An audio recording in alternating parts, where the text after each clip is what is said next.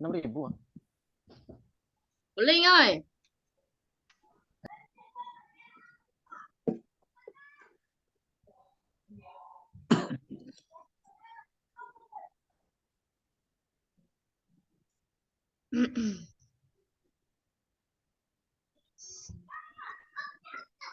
Của Indonesia. I.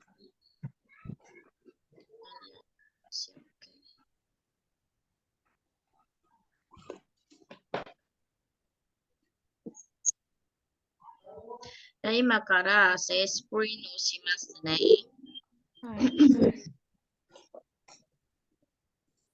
まず、SIM のこと。簡単な話するので、SIM 今まで皆さんも使ったことがあるから、違うところの方を強く伝えますね。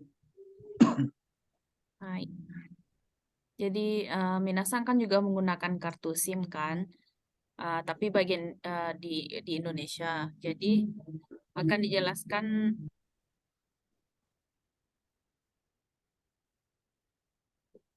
ミュートになった。リフカーさん。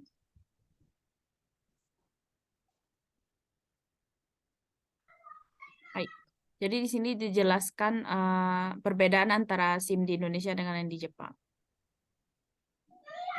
皆さん、ちゃんと書いてくださいね。はい。一つ目、まず SIM は何ですか？これが簡単で、SIM、携帯電話に入れるのやつは SIM と言ってますよね。Hai. Jadi yang pertama itu ibaratnya pengertian dari kartu SIM. Di sini juga minasan bisa lihat apa aja pengertian dari kartu SIM sebenarnya, terus fungsinya. Hai.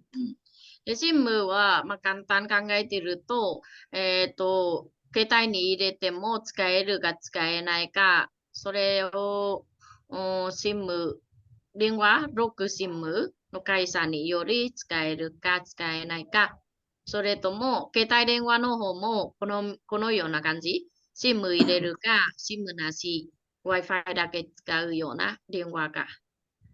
Hai. Jadi ada SIM, ada kartu SIM atau enggak ada, maksudnya kan kita menggunakan Wi-Fi kalau ada misalnya nelpon atau berbagi informasi gitu. Hai. で、例えばインドネシアはどうですか？例えば、A の会社で使って、今回は B 会社に変わりたい。その場合は、SIM 変わらないといけないですか？番号変わらないといけないですか？それとも手続きだけで番号載ってるままで使えるんですか？今、会社の意味はオペレーターのこと？オペレーターっていうのが、A ファイダー SIM ですね。の会社とか B SIM の会社とか。Misalnya minasan mau beralih misalnya dari ibarat kalau di kita gimana ya, Telkomsel ke M3 misalnya gitu.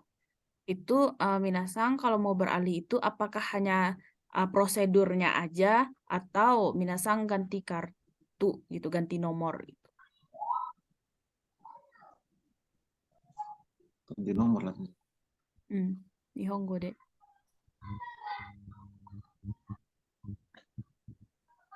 Do, henji shite kudasai, Nihongo de. Nihongo de shite kudasai. Dozo. Wiwin-san. はい。答えて、返事して。新しい番号答えます。新しい SIM？新しい SIM。番号も新しい番号。同じ番号で他の会社変わることできない。できません。できます。できません。そうですね。そうすれば、日本と違います。これが、まず日本と違うの点ですね。日本と違って、他の会社に変わるときに、番号はそのまま使うことができます。会社に行って、私は今からその会社辞めて、この会社で使いたいですと伝えて、で、MNP というの番号、一つの MNP というの一つの番号がもらったら、それで新しい会社でそのまま手続きできます。Jadi ini adalah salah satu perbedaan antara Indonesia dan Jepang. Jadi kalau di Jepang, kalau mau ganti provider, kita cuman gimana ya, pergi ke provider yang kita inginkan, pergi ke sana, terus ngomong saya berhenti dari provider Telkomsel misalnya gitu kan. Terus saya mau menggunakan provider Anda, misalnya M3 atau apa gitu. Terus nggak harus ganti nomor gitu, cuman ada mungkin kode atau apa yang diberikan gitu. はい。じゃあ、二つ目ね。SIM の種類。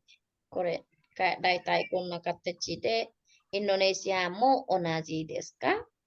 Jadi ini jenis SIM. Jadi ada yang berdasarkan ukuran, ada berdasarkan fungsi. Ada standar, mikro, nano. Terus ada yang tipe internal. Terus fungsinya juga ada 3. Minasan coba perhatikan apakah di Indonesia sama dengan di Jepang? 多分、上に SIM の、形。これ、SIM の形は同じですかね。同じですね。同じです。で、下、SIM の種類、SIM の機能により何のために使うか、多分ね、ちょっと同じ。少し同じよね。例えば、この間私、25ギガビシムとか買ったことがあったの。で、その時に、データだけですよね。はい。だからこれは言わなくていいですよね。みんなわかるよね。はい。だいたい同じです。はい、0.5。うん。じゃあみんなに伝えて、これが日本とどこにも同じだからいいですね。Hai, ini sama ya sama kita di Indonesia dan di Jepang pun dimanapun ini sama ukurannya. 次に行きます。これ。これ多分インドネシアと少し違いますから。Kita pergi ke selanjutnya yang ke bagian 3. はい。日本ではだいたい3つの機能的に SIM は3種類分けます。Kalau di Jepang itu secara garis besar itu fungsi kartunya dibagi jadi 3. 1つ目、電話番号ついてる、これよね。SIM。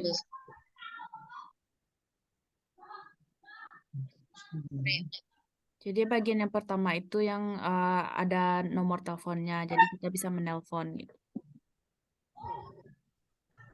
みんな見えるかな？見えます。2つ目、インターネットだけ。データ SIM。 Jadi yang kedua itu cuman untuk internet itu. 3つ目、SMS。 Message. メッセージ。 Yang ketiga itu mengirim pesan SMS.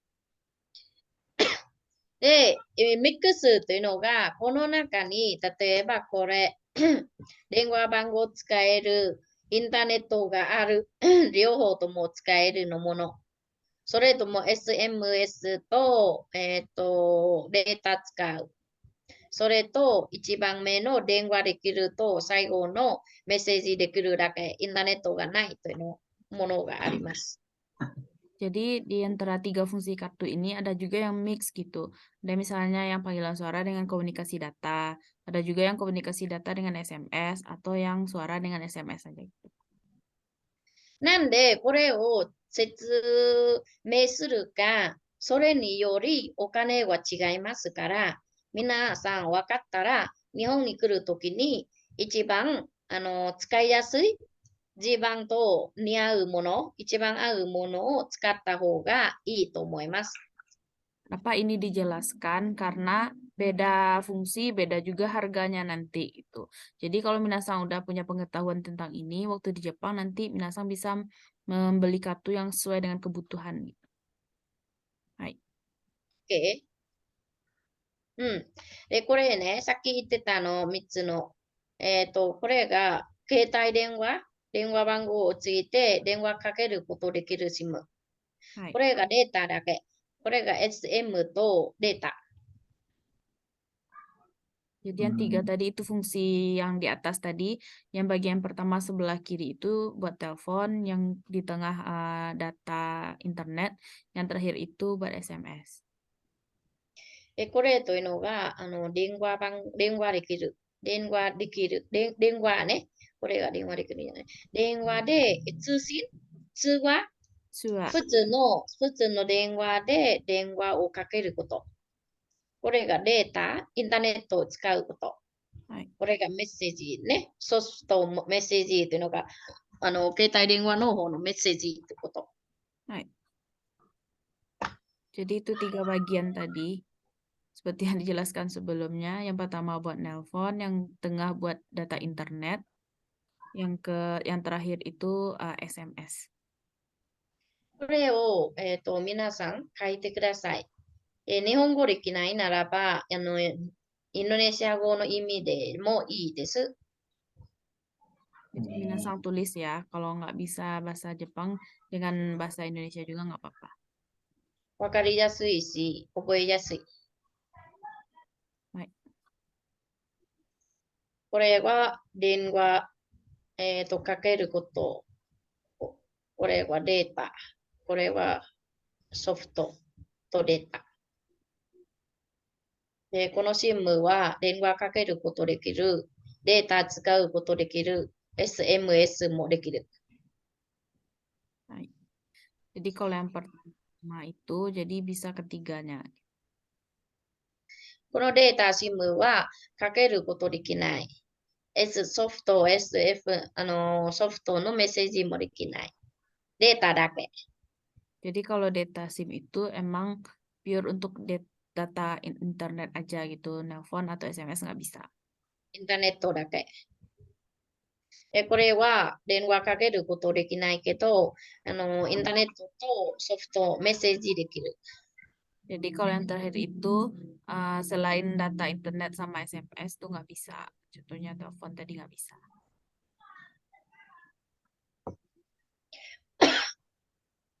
会社により、各新聞の値段違いますけど、同じ会社だと、これは一番高い。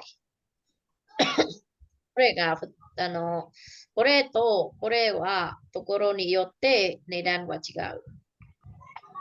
Jadi beda tempat, beda juga harganya gitu. Cuman kalau misalnya di satu tempat, yang paling mahal itu yang paling pertama, karena ketiga-tiganya bisa. これは一番いいと思ってるんですよね。 Hai. 次、3つ、3番目。で、自分にどんな新聞法がいいなのか選ぶときに何を見たらいいか話ですね。 Jadi yang ketiga itu memilih kartu SIM yang cocok buat kita. Misalnya apa kartu yang cocok untuk kebutuhan kita gitu. Hai.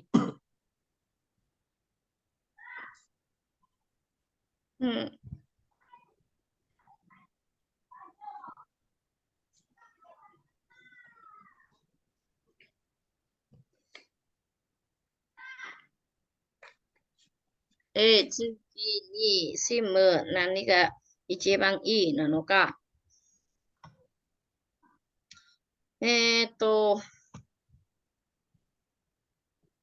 まず SIM、携帯電話が Android か SIM がナノ SIM か、これナノ SIM なのか大きいなのか、これ自分で選んで、日本の各、SIM の会社はどんな SIM でもあります。どんな大きさでもあります。Hai. Jadi kalau memilih kartu itu SIM itu perhatikan juga HP Minasang masing-masing butuhnya kartu yang seperti apa, yang nano SIM, micro SIM atau yang biasa gitu. Jadi di perusahaan itu, di provider itu dia menyediakan berbagai ukuran gitu. Jadi jangan sampai salah milih. だからまず自分の使う SIM、今までインドネシアで使う SIM はどの形か、これ名前も書いて、これ普通一番基準で、これがマイクロ SIM、これナノ SIM、これ eSIM。この各 SIM、写真撮ってもいい。皆さんの、今、ズームの上にこれ表示するから写真を撮って、で、契約するの時に見せて、この SIM です、この SIM ですと見せたらいい。 Peminasang boleh di screenshot layarnya gitu buat ngambil fotonya. Tapi ini sebenarnya udah ada sih. Di kita juga sama. Rata-rata mah HP sekarang nano SIM. Mm-mm. Nano SIM. ほとんど今、ナノ SIM ね。そうですね。そうです。日本もね、ほとんどこんな形の SIM ありますよ。で、この中に割れることをできるの SIM。中に割れ入れるの SIM。同じです。そう。だから、全然心配はないよね。はい。それが一つ目。で、二つ目、もっと、大切なのは、何のために SIM 使うか、それにより SIM を買った方がいい。これは簡単だからもういいよね。誰もやれるよね。はい。ここから。その前に話した電話できるの SIM、それとも、データの SIM と SIM、この3つがありますよね。はい。で、これが誰使った方がいいなのか、この SIM だと、こういうふうの人、例えば日本で会社電話してくれたり、友達に電話したり、まあ、家の契約とか、銀行の契約するとかの時に電話番号を使いたいならば、これを選んでる。Jadi untuk yang pertama itu kan SIM-nya cuma bisa buat telepon. Kan nomor teleponnya sama. Jadi misalnya seseorang yang bekerja di suatu perusahaan, kan nomornya ibaratnya kan udah tersebar ke perusahaan lain gitu. Kalau dia ganti nomor kan susah untuk menghubungi. Jadi pilihan yang pertama itu yang lebih tepat gitu. Atau misalnya membuat kayak aku sama apartemen atau apa, kan butuh nomor telepon. Jadi nanti buat dihubungi kan susah kalau ganti nomor. Jadi pilihannya yang pertama. Hai. で、2つ目、皆さんはだいたい会社との連絡は LINE で連絡します。なので、やはり実生と特定技能、どちらでもいい。SIM、番号ついてる SIM でも、データだけ、この間のフィルガーさんみたい。フィルガーさん、ちょっと説明しながら皆さんに、経験のせいしてください。ちょっと待って。まず、リフカーさん、なんで携帯電話番号をついてる SIM 契約したか、せいしてください。 Indonesia Go deh. Jadi kalau Sensei dulu kenapa pakai nomor telepon itu permintaan dari perusahaan gitu. Permintaan dari Shisetsu. Jadi kalau seandainya di luar ruangan, misalnya pergi main kan, terus kalau pergi main kan ibaratnya nggak ada wifi di semua tempat di Jepang itu gitu. Jadi bisa pakai yang nomor telepon itu, jadi mudah juga untuk dihubungi gitu. Kalau seandainya ada apa-apa atau misal pulang malam kayak gitu. Kalau aku dulu tuh, jadi aku megang dua. Jadi satu itu satu nomor. Dulu tuh tergantung perusahaan juga sih. Kalau dulu aku 13 orang dikasih satu nomor itu untuk masalah panggilan suara doang. Hmm. Jadi pihak Kaisa kadang-kadang telepon ke kita pakai nomor itu satu doang. Hmm. Tapi kalau untuk keluar kita masing-masing. Makanya kalau untuk yang HP kita sendiri pakainya untuk internet doang. はい。 Begitu. OK。はい。うん。ビルガーさんもだったよね。うん。ありがとう。二つ目、これがありますよね。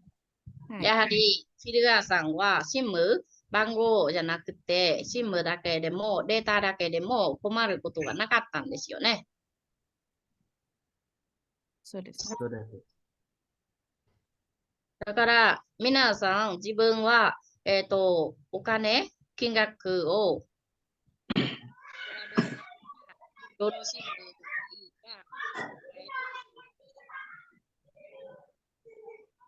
いいか、マイコさん聞こえないです。 OK ですね。なので、皆さんはどんな SIM 方がいいか、自分で考えながら使った方がいい。 Jadi perhatikan kebutuhan minasang masing-masing gitu. Mau yang SIM yang panggilan suara itu kalau waktu pengalaman saya nggak ada masalah. Kalau cuman bayarannya cukup mahal dibandingkan yang data aja gitu.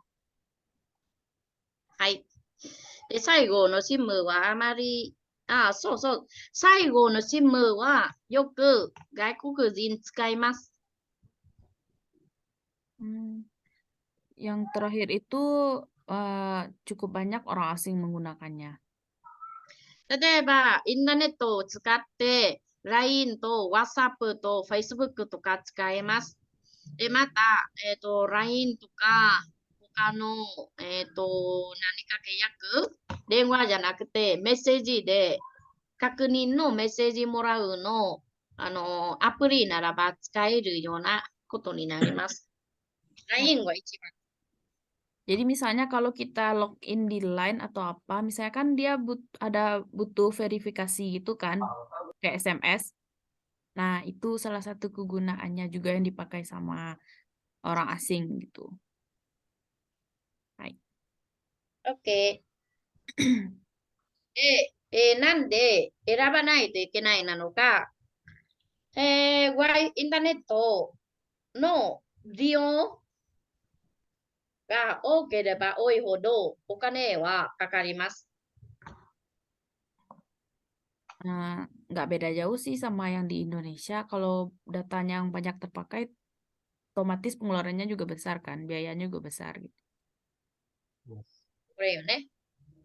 SIM はインターネットが多ければ多いほどお金かかります。 Hai. で、お金かかるのは、だいたいインドネシアみたいで、何千ルピアじゃなくて、1万円とか何千円とかは何万ルピアになるんですよね。というのが、1ヶ月多く使うと、お父さんお母さんの給料は1ヶ月になります。 So desu ne. Jadi kalau dirupiahin ibaratnya, jadi kalau kita banyak pemakaian itu kan banyak juga gitu. Kalau dirupiahin kemungkinan bisa seperti gaji orang tua gitu ibaratnya. で、一つにインドネシアと違ってること、大きな違うこと、本当に赤いペンで書いてほしい。 Ada satu yang benar-benar berbeda. Jadi tolong ibaratnya pakai pena merah, tapi atau minasang di garis bawahi atau dikasih apa gitu. Hai. それは、インドネシアは先払い払ってから使う。なので、使う分、デビットはな、使う分、払った分だけ使える。払った分しか使えない。 Hai.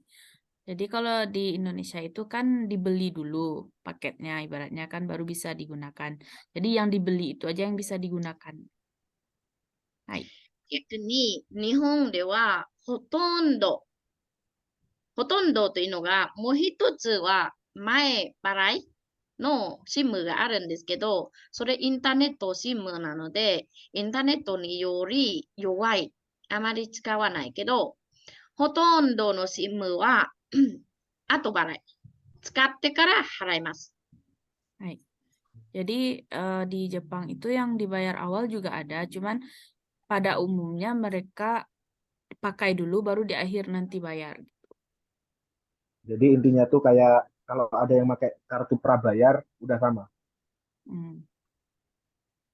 大丈夫、うん、大丈夫です。なんで、この大きな違いと言ってるのか、後払いというのが何を使ったのか、あまりわからないでしょ。 Jadi kalau bayar di akhir itu kan kita nggak tahu kan apa aja yang sudah dipakai kayak gitu. 日本でよくあるのは、契約の時に、このサービス無料でつけてあげますねと言ってます。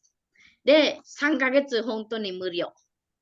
その後、お金発生するのに、日本語があまりわからないのであれば、発生することわからない。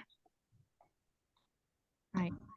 Jadi kan banyak misalnya kan kayak promo-promo gitu. Ini dikasih gratis gitu kan. Jadi awalnya nggak bayar dulu. Jadi emang misalnya 3 bulan awal itu nggak bayar. Cuman bulan keempat selanjutnya itu ada juga kemungkinan untuk yang 3 bulan yang gratis itu dilimpahkan ke bulan-bulan berikutnya gitu. Tapi karena kita nggak terlalu paham dengan bahasa itu gitu. Jadi kita ibaratnya angguk-angguk aja gitu. で、あと、例えば、携帯電話するときに、一回いくらかわからない。見えない。来月じゃないとわからない。だから、使っちゃう。 Jadi contohnya kayak gini. Kalau yang bayar di akhir misalnya kan, kita nelpon nih. Kalau yang kita bayar di awal kan kita punya pulsa. Jadi kalau kita nelpon kita tahu pengurangan pulsa kita kalau kita cek kan. Cuman kalau pembayaran di akhir ini kita tahunya baru bulan depan gitu. Jadi kita nggak tahu berapanya gitu. で、3つ目は、払いすぎ。例えば、私1ヶ月、海外に行って、よくラーミング使わないといけない。で、1ヶ月、5万円、2ヶ月、10万円払わないといけなかった。それ、ルピアで言ってください。 Misalnya kalau kita pergi ke luar negeri kan, jadi roamingnya hidup gitu. Jadi kan roaming ini maksudnya kan kita pakai juga di luar gitu kan. Jadi kan kita kan nggak tahu tuh roaming yang kita pakai itu berapa biayanya kan nggak tahu. Tahunya kan udah di bulan berikutnya. Ketika pembayaran berikutnya berapa total yang kita bayar. Jadi misalnya sebulannya itu terbayarlah harus bayar misalnya minasang 5 mang gitu. 5 mang kalau dirupiahin berapa tuh? Tambah 0,3. 50 juta. 5 juta. 5 juta rupiah. Juta. 5 juta rupiah. それは本当ですよ。見えない。見えないですから、使っちゃう。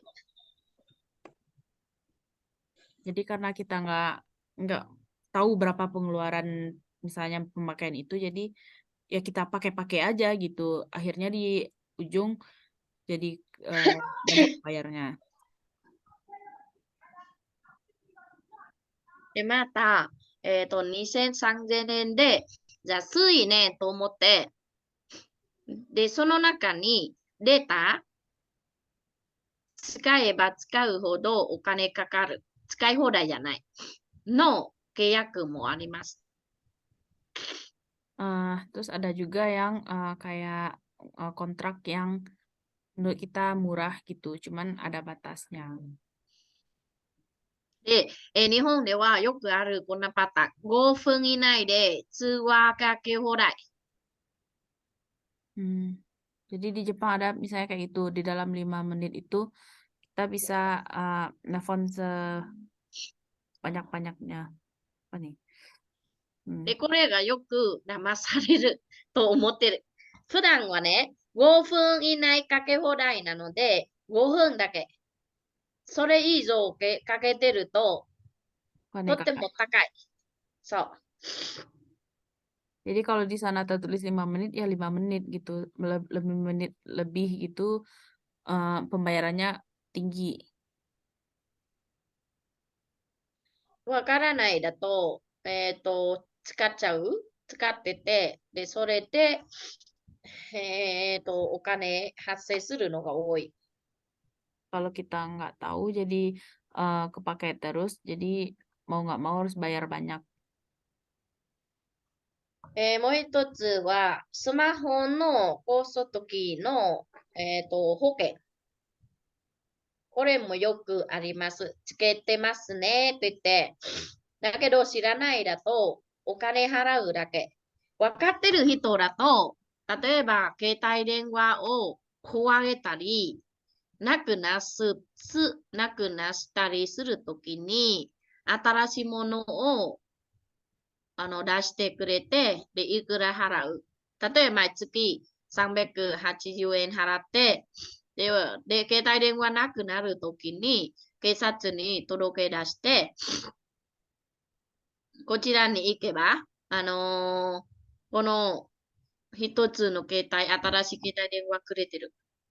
で、それに、1万何千円だけ払う。 Nah, misalnya di Jepang juga ada kayak apa ya? Kayak misalnya kalau semua kita rusak atau hilang gitu. Jadi tinggal bikin surat kayak ke kepolisian gitu, terus bawa ke sana, hanya bayar segitu, kita bisa dapat gantinya gitu. そのよくあることは知らないだと、どうしてもお金発生しまいます。 Jadi kalau hal-hal kayak gitu kita nggak tahu, jadi mau nggak mau kemungkinan bakal banyak mengeluarkan uang. 一番もう一つ大きくよく言われてるのは、携帯電話、基本、機種、携帯よね。0円でもらえますよ。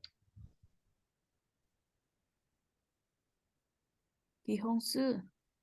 何も、携帯電話、携帯の本体。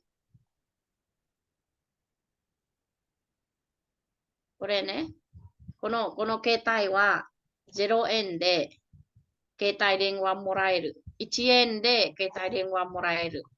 これはよくキャンペーンとして出してあります。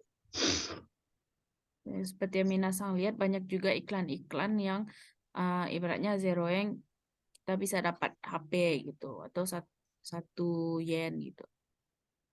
こんな感じ。これよくあります。ただ、あまりわからなくて、0円だからいいなと思って契約します。で、契約して毎月1万円払います。自分はそこまで使わないのに1万円もったいないと思って契約すれば、この携帯の料金がとっても高くもらえる。もらってる。払わないといけない。 Jadi 最初が1円と言って、本当はこの携帯2万1000円だけ。だけど、例えばそういう契約して、で、高いと思ったら、毎月1万円いらない。高いから解約したい。すれば、その時にいろいろ利用金をつけて、2万円、1000円じゃなくて3万、4万ぐらい払うこともあります。 Jadi contohnya Minasang ngambil HP yang kayak gini, yang promo-promo yang awalnya 0 yen gitu kan, atau 1 yen bayarnya gitu. Awalnya emang kayak gitu, cuman pas pemakaian bulan pertama misalnya minasang harus bayar satu mang gitu, ichimang. Cuman minasang merasa kalau pemakaian nggak seberapa, kenapa harus bayar ichimang? Itu masih bulan pertama kan, belum bulan 2 ketiga kan kalau dijumlahkan jadinya besar kan, rugi gitu. Terus minasang mau mengembalikan lah ibaratnya mau memutuskan itu gitu. Cuman nggak bisa diputuskan, nggak ibaratnya nggak segitu harganya lagi gitu. Tapi bisa jadi sampai 4 atau 5 gitu. Ada aja misalnya biaya-biaya yang harus minasang keluarkan. だから何のために使いたいなのか、それにより違う目的だと違う SIM を選んだ方がいい。 Jadi pilih SIM sesuai kebutuhan minasang. だいたい皆さんは日本に来て仕事があるので、あまり携帯番号を使わないのが多いから、データ SIM を使った方がいいかもしれない。 Jadi minasang kan ke Jepang itu kan kerja rata-rata jam sehari-hari itu kan dihabiskan buat kerja. Jadi dibandingkan yang pertama itu kayaknya karena menggunakan Line juga terus WhatsApp juga lebih baik yang pilihan kedua. データだとだいたい5ギガビ、10ギガビ、20、30、100ギガビとかあります。1ヶ月。 Jadi seperti minasang lihat di layar ada berapa pilihan sampai 100 giga per bulan.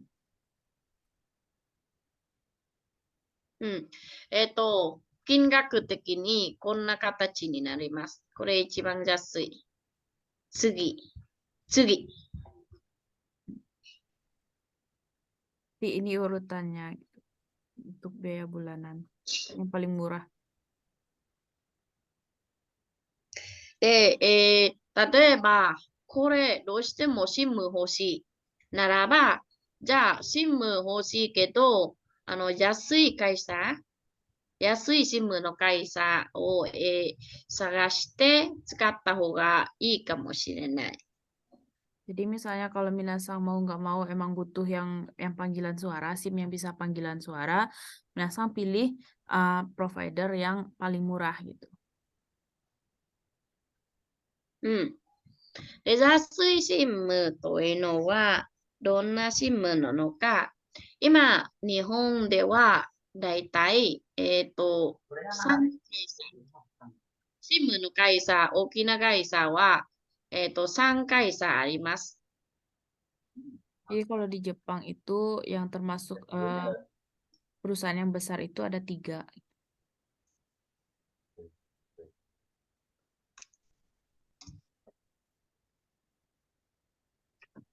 今こんなぐらいありますね。今こんなぐらいあります。 Ada banyak, ada yang seperti yang minasang lihat ada banyak ibaratnya provider. これが安い SIM。安い SIM、普通の SIM はどこだったら。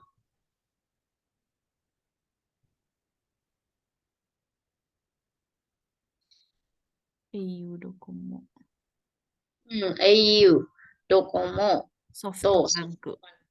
この3つの会社は大きな会社ですね。これ。大手キャリアはドコモ、青、ソフトバンク。 Jadi kaisa yang besar itu yang 3 itu. この基本的な、大きな3社からいろいろ安い SIM を使います。作ってくれました。 Jadi perusahaan yang besar itu banyak menyediakan itu SIM-SIM yang murah itu, bikin gitu. 会社により要件は変わりますので、例えば日本に来たばかりの人できるか、クレジットカードがないと使えないか、それとも、誰でも作れるか、があります。いろいろ要件があります。Ada banyak ibaratnya kayak apa ya yoking tuh klasifikasi gitulah. Jadi ada yang misalnya baru datang atau ada juga yang harus pakai kartu kredit gitu. 安定ね。安定性的には、こちらは一番いい。Untuk cari amannya ibaratnya yang 3 itu yang bagus. 安い値段的には、こちら方がいい。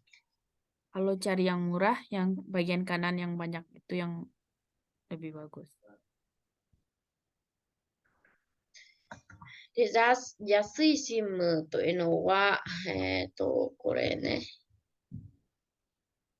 ちょっと待ってね。安いシム。これは、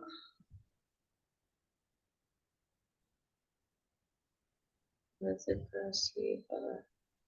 ちょっと待ってね。安いシムとは、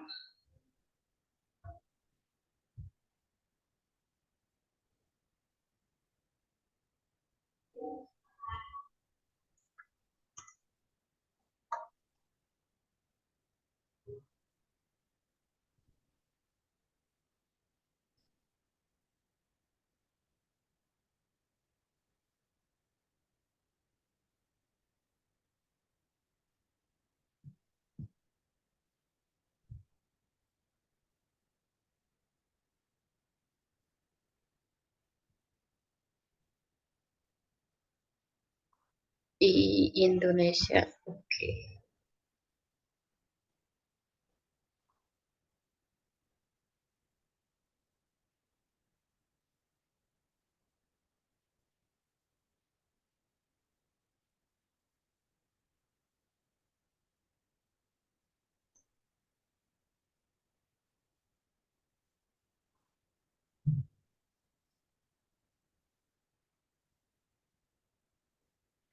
皆さん、皆さんはよく停電されてますか？ Minasang, 停電わかります？ yoku teideng. Sarimasu ka? 停電、電気なくなったってこと。 Mati lampu, minasang, teideng. Cepat, minasang sering mati lampu nggak? Sering, Sensei. Sering, Sensei. Pemadaman berkala. Sering, Sensei. Yoku teideng shimashita. そう。そうですね。停電されてる。暑いよね。日本人がね、停電と言ったらあまりわかんない。台風じゃないならばないでしょう。日本はね、停電は台風じゃなかなか、ないならば停電ないでしょそうですね。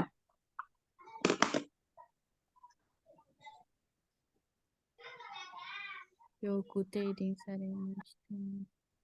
ね。じゃあ、行きますね。これが、じゃあ、水深部、さっき言ってた、この大きな会社から作られてるのを安い新聞。安い新聞は MVNO と言ってる。 Kalau SIM yang murah itu disebutkan MVNO yang dibuat sama perusahaan yang besar itu, yang 3 itu. これが安い新聞。新聞は何ですか？で、安い新聞。この言葉が安い新聞ですよね。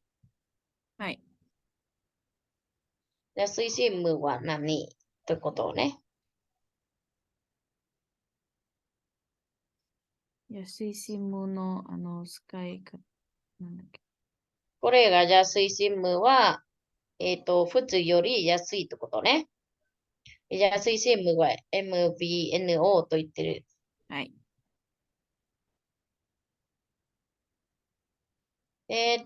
なんで安くなるのか、ここからいきます。これ、安い新聞は何ですか？はい。安い新聞はまず、普通、先の基本の3社と比べて、安く使える。というのが、例えばこちらね、SIM とデータ、20ギガビのデータを使うと、だいたい6000。この間の、リブカーさんも同じ8000円ぐらいかかりますよね。ここ。はい。で、同じ、かけ放題20ギガビ。私これ使ってると3000円だけ。かけ放題と SIM 使う。データ20ギガビに3000円だけ。そんなぐらい、半分ぐらい安くなります。それは安い SIM と言ってます。Jadi 3 perusahaan besar itu misalnya kalau yang 25 giga itu kita harus bayar 6.000 yen. Cuman kalau yang perusahaan yang ini yang di sebelah kanan itu misalnya setengahnya cuma 25 giga juga, cuman kita misalnya bayar 3.000 aja gitu. Makanya mereka disebut dengan SIM yang murah gitu. で、なんで安くなるのか、ここに説明あります。Jadi kenapa dia disebut murah? Nah, ini penjelasannya.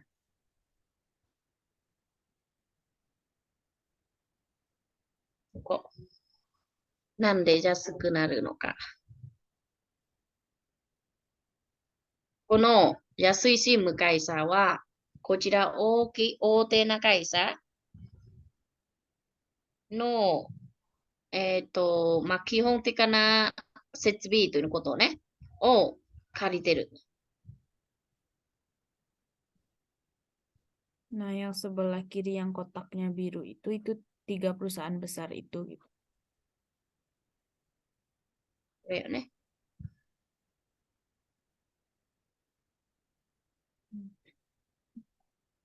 Jadi kenapa dia ibaratnya mahal itu jadi kan banyak yang dibayar, misalnya ada staffnya, terus ada tokonya juga gitu. Terus ada juga kayak apa sih namanya yang itu towernya gitu. で、これ、普通考えるよね。 そうですね。だよね。そうです。言ってる。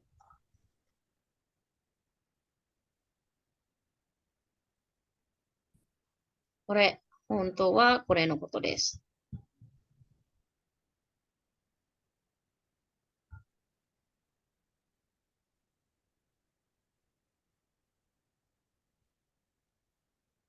Jadi yang で、借りてる設備ながら、インターネットの安定性、電話かけるの安定性、どちらでも普通の大手なサンさんと比べてあまり良くない。というのが、こちら一番安定的に高い。自分のものだから。でこちら借りてるから、多い時に、もちろんこちらに優先するんでしょう。多い人が使うの多い時にこちら優先するので、こちらは大手なキャリアではいつも一番安定。あら、大きな社長とか、大きな仕事、ビジネスが大きな人はいつもこれを使います。連絡できないとお金にならない人はこれ使います。たまたまに連絡してもいい、インターネットでもいいというのを私たちはこれよく使った方が経済的にいいと思ってる。 Hai. Jadi untuk orang yang misalnya kalau yang 3 perusahaan ini kan banyak yang dipakai sama orang-orang. Misalnya kayak kalau dia nggak, ibaratnya kalau dia nggak nelpon uang nggak masuk gitu kayak di perusahaan-perusahaan gitu. Tuh, dia pakai itu soalnya itu yang paling stabil gitu. Walaupun biayanya cukup mahal gitu. Cuman bagi kita-kita yang dilihat dari misalnya dari ekonomi atau dari misalnya nggak butuh yang terlalu kayak gitu, cuman butuh data, SIM data aja, jadi banyak yang menggunakan yang SIM yang murah MVNO ini. OK。じゃあ次に、安いシム使った、どうやって使う。まず、安いシムのメリットとデメリット。 Jadi ini ada kelebihan sama kekurangan dari penggunaan SIM yang murah. Baik. まずは安いよね。で、値段もいろんな値段があります。 Baik. 契約の期間も短い。 Untuk kelebihannya itu biaya bulanan murah gitu, nggak semahal yang perusahaan besar. Terus ada berbagai macam paket harga yang bisa kita pilih gitu. Terus untuk kontraknya juga pendek gitu, nggak terikat gitu. Baik. じゃあメリットいきますね。安い。さっき言ってた大手なキャリアだとだいたい6000から9000ですよね。リフカーさんが使ったらね。はい。安いシムだとだいたい900円から3000。ルピアで言って多分大きな違い。 Kalau di kalau yang SIM murah itu kalau SIM murah, kalau yang di perusahaan besar itu kan seperti yang dibilang tadi sekitar 6.000 sampai 9.000 yen gitu. Sekitar 600 sampai 900 ya 600 sampai 900. Terus kalau yang SIM murah itu sekitar 900 hingga 3.000 yen, sekitar berapa tuh? Nggak sampai 100.000. Ya, sampai 300 ribuan. 2つ目はいろいろ値段がね、900から3000円までに、例えば1ギガとか、3ギガ、5ギガビ、10ギガビ、20ギガビ、30ギガビ、50ギガビ、100ギガビ、そんなぐらいの、いろいろ値段があります。 Jadi untuk harganya itu bisa pilih misalnya sesuai kebutuhan kita butuhnya berapa giga. Jadi misalnya atau melihat keuangan, uang saya cuma segini, misalnya bisa beli yang berapa giga sesuai keuangan gitu. で、3つ目、期間、契約期間。この大手な会社だと、だいたい2年間の契約があります。それより先に解約すれば、解約金が発生します。 Jadi kalau untuk perusahaan besar itu rata-rata untuk kontraknya itu 2 tahun gitu. Kalau maupun di ibarat putus kontrak itu biayanya itu juga banyak gitu. もう一つ、とっても面白い日本では、解約金かかります。ただ、解約しなくて2年間終わったら自動的に契約する。 Jadi misalnya kalau misalnya kita 2 tahun nih udah ibaratnya udah kontrak kan kalau yang perusahaan besar gitu. Jadi tahun berikutnya itu kan kita ibaratnya nggak membatalkan kontrak gitu. Jadi dia berlanjut aja gitu. で、だから2年間ならば2年間1ヶ月あります。その1ヶ月間に解約しなければお金かかる。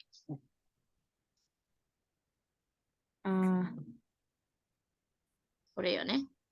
Nih seperti yang皆さん 安いシムはだいたい6ヶ月から1年間解約してもお金かからないのが多い。 Jadi kalau yang murah itu rata-rata kontrak itu 6 bulan sampai 1 tahun gitu. Dan kalau untuk pembatalan kontrak ada juga yang tidak terkena biaya. で、逆にデメリットは会社の、そのシム会社のメール使えない。こんなメール。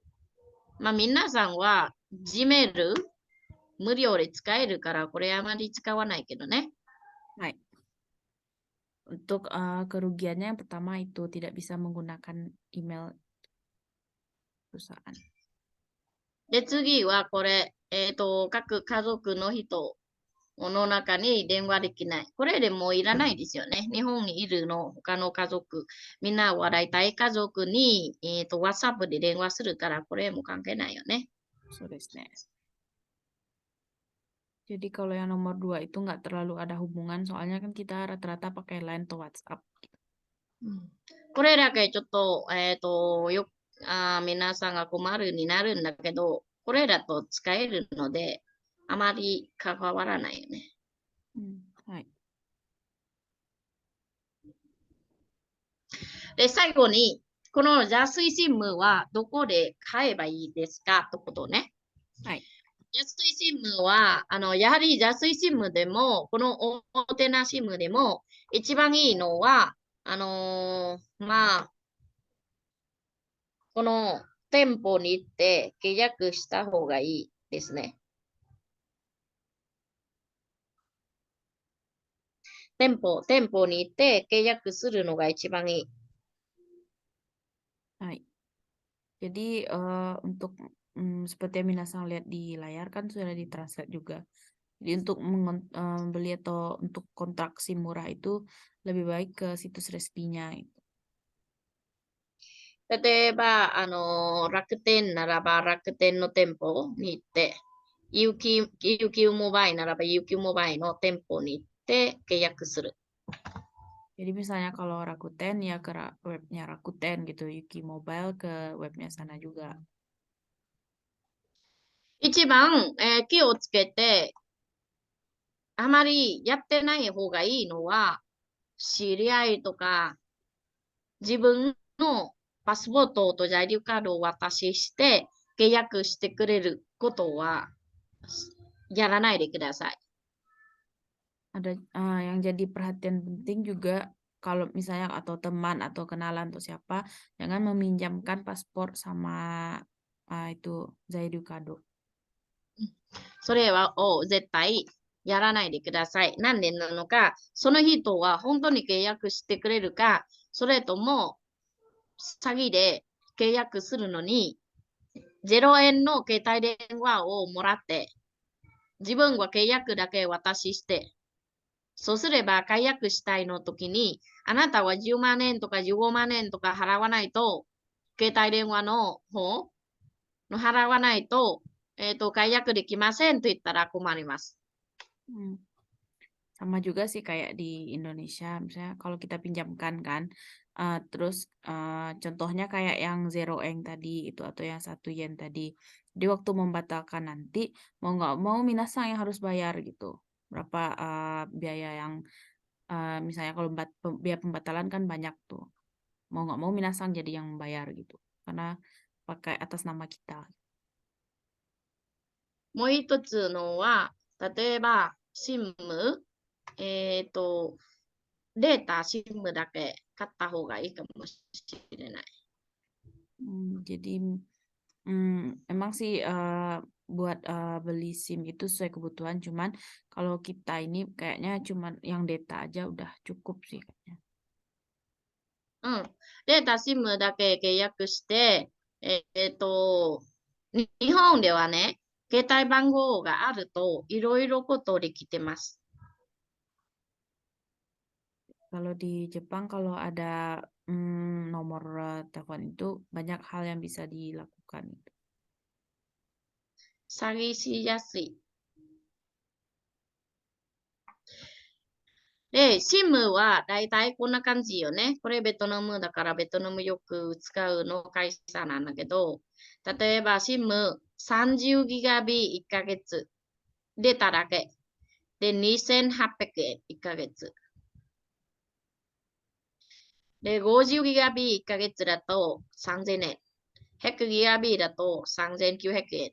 3.3 ギガビ1日だと3500円とか、こんな形で、SIM 買うことができます。Seperti yang minasang lihat, ada yang 30 giga per bulan, ada yang 50. Nah, jadi contoh-contoh seperti itu bisa minasang beli. だいたいね、Wi-Fi がある方、Wi-Fi がある家だと、どのぐらいかな。1ヶ月5ギガビぐらいでも大丈夫そうと思います。で、1ヶ月5ギガビだと、12ヶ月、1年間で7800円。これ12ヶ月。Jadi kalau misalnya Minasang punya wifi di rumah, berarti kan internetnya cuma butuh di luar kan, pergi keluar gitu. Jadi untuk 5 GB per bulan itu kayaknya cukup. Jadi kalau di sana untuk pembayaran setahun itu per bulannya 5 GB itu 7.800 yen. で、日本に来るときにあまりお金がないじゃないですか。で、こんな SIM を買って、家に家族に連絡するだけ。WhatsApp と Facebook だけ。ビデオを見ない。これぐらいでもいい。その後、Wi-Fi? 家の Wi-Fi を作ったら、家でビデオを見たりするの時に Wi-Fi 使う。で、外出る時に、SIM 使う。 Ya, seperti yang saya jelaskan tadi, ini dibutuhkan kalau kita keluarkan data-datanya kalau kita keluar. Kalau kita di rumah bisa menggunakan wifi. うん。それ方が安全だと思います。それとも Wi-Fi を使いたくない。家でも、外でも、立でも、フィルアーさん、この間見たよね。ポケット Wi-Fi はい使う。でも使うよね。そうです。どうですか？それ方がいい。それとも、公邸 Wi-Fi 作った方がいいですか？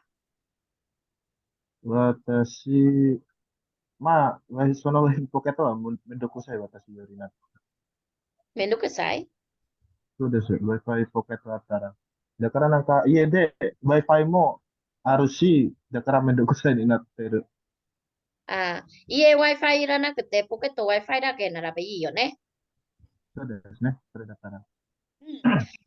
家は Wi-Fi いらなくて、やはり今インドネシアでも1日3ギガビぐらいならば十分使えるんでしょ。ビデオを見ても。そうですね。うん、伝えて。それとも1ヶ月100ギガビ。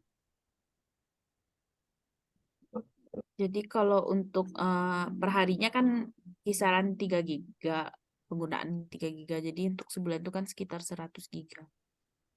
それとも、会社 Wi-Fi 作ってくれれば、さっきフィルガーさん言ってる、ポケット Wi-Fi がめんどくさいから、この SIM、30 ギガビとかの SIM1 ヶ月2800円で、外でもいっぱいビデオ見るし、家帰っても、Wi-Fi 使ったらビデオ見える。